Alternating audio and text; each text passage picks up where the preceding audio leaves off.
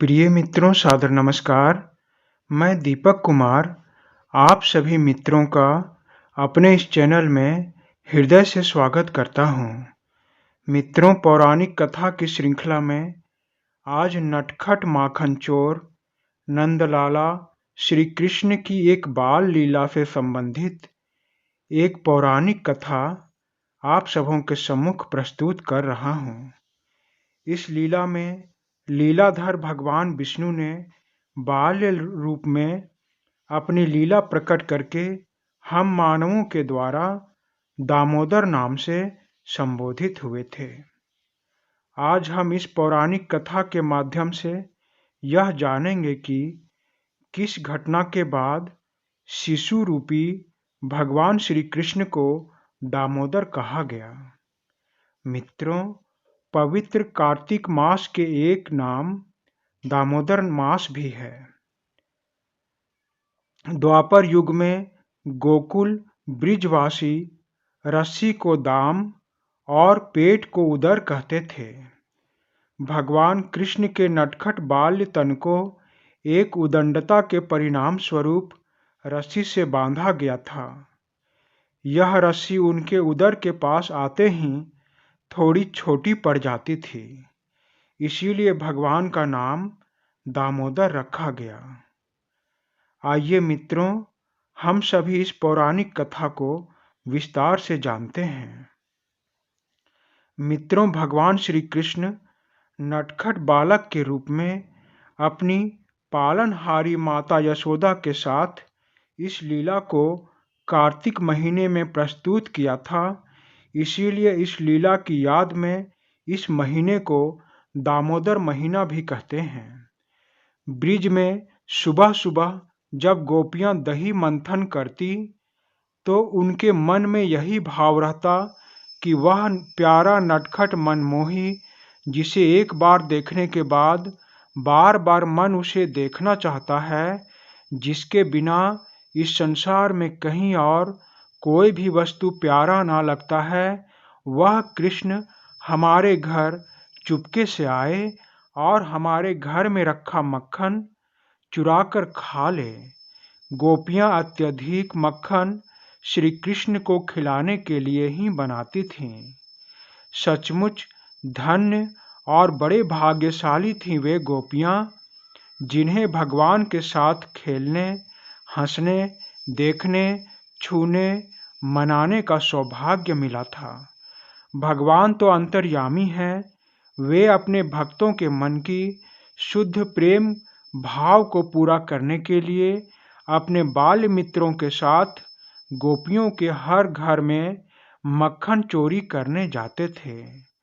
गोपियां छुप छुप कर नटखट कृष्ण को मक्खन चुराते देखते और हंस हंस कर खूब आनंदित होते।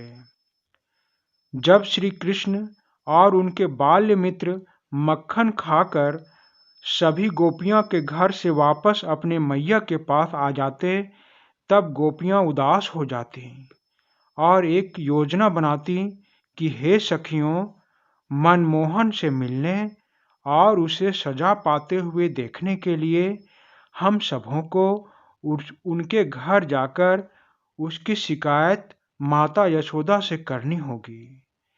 उसे माता के द्वारा दंड पाते हुए देखना कितना मनभावन होगा।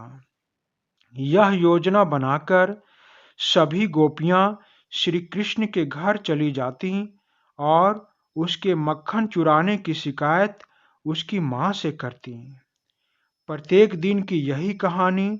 रोज श्री कृष्ण की शिकायत से माता यशोदा परेशान होकर नंदलाला से कहती, अरे कान्हा, जब अपनी घर में इतनी मक्खन और दही है, तब तू बाहर जाकर मक्खन की चोरी क्यों करता है?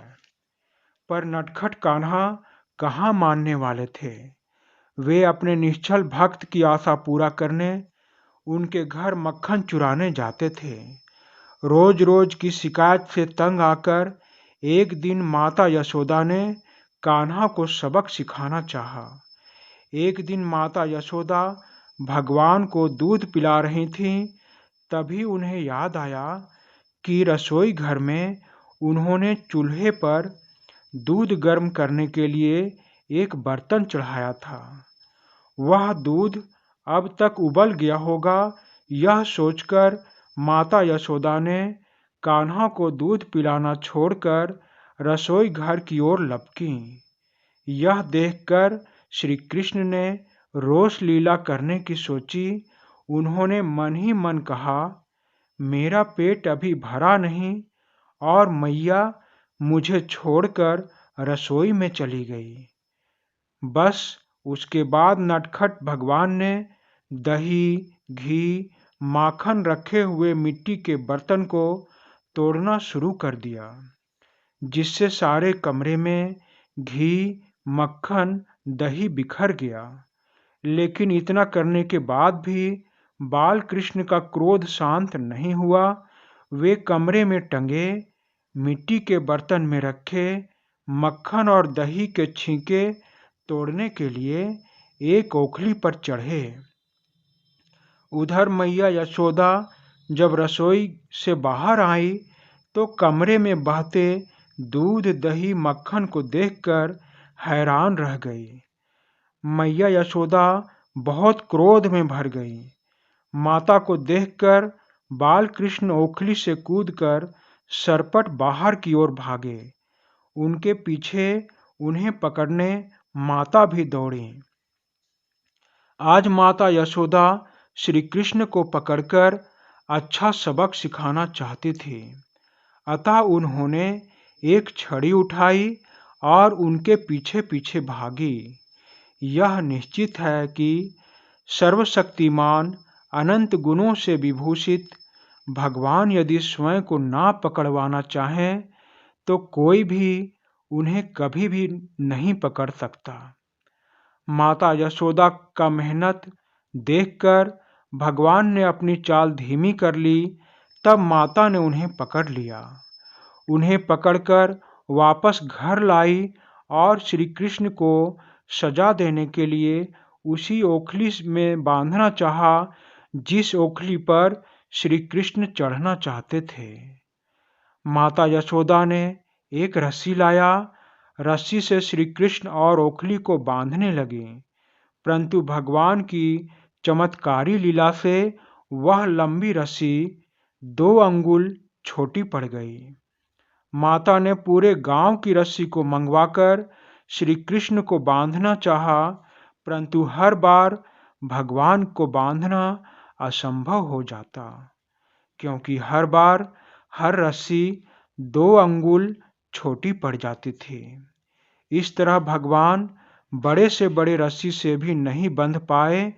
जब श्री कृष्ण ने देखा कि मेरी मैया कई घंटों से मेरे लिए परेशान है, तो उन्होंने एक छोटी रस्सी जो सबसे पहले मैया ने लाया था उसके तरफ इशारा किया। फिर मैया ने जैसे ही पहले लाए हुए रस्सी से श्री कृष्ण को बांधा, भगवान एक बार में बंध गए। बाकी रस्सियों का ढेर यूं ही पड़ा रहा। इस लीला के बाद से ही भगवान श्री कृष्ण का नाम दामोदर हो गया। श्रीमद् भगवद गीता में हर बार रस्सी का 2 अंगुल छोटा पड़ने का कारण बताया गया है कि 2 अंगुल अर्थात 1 अंगुल भगवान को पाने का निश्चल भक्ति, दूसरा अंगुल भगवान की असीम कृपा। जब तक हम मानव के पास ये दोनों उपलब्धि ना होगी, तब तक हम उन्हें कभी नहीं पकड़ सकते, तब तक हम उन्हें कभी हासिल नहीं कर सकते। आशा करता हूँ मित्रों कि यह कथा आप सबों को अच्छी लगी होगी। धन्यवाद मित्रों, धन्यवाद।